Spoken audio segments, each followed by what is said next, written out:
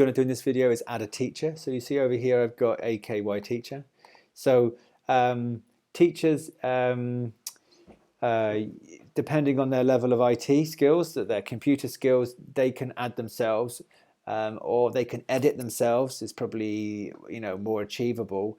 But one of the person who is managing the website, the administrator, should probably initially set them up. Okay, so what you can do is have a look at how sample teachers are made. You'll see that we've got the name, which doesn't appear apart from just being in the database and in this AKY Teachers all items, but this does appear. So teacher name, upload an image, just click on the button and have a look.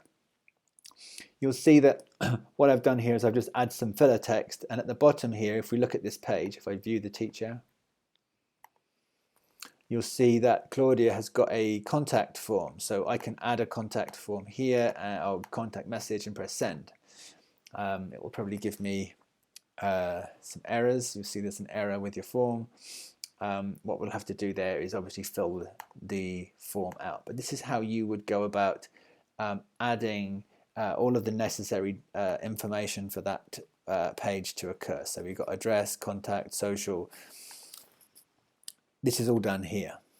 Postal code. And this is also what creates the Google map and the teacher filter. Okay, so fill it in as best you can here.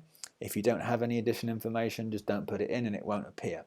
So a Google map would be essentially if I wanted to look for Dublin Museum.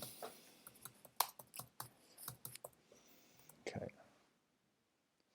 And I look for this in maps. So I'm going to say this one is the museum I want, and what it will do is it will, if I grab that and I put it into a new tab, it should give me 1 point, which is there. Okay, that one there. And if I was to put that into the AKY Teachers map there, that would create the map, the pin which appears on the, or is it called, sorry, teacher pages are here. There. So that's what makes those pins happen. Okay, so fill out all of those details here. If you wanted to have a look at the teacher, I think that one's in that corner. No, I'll just do this. Open that.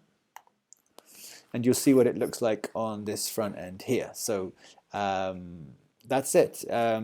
We can add a few more fields to this if is like required in the future, or we can remove some if we don't feel that it's necessary. Okay, but essentially the things that you'll have to do is add a profile portrait image here for this. That's what appears there.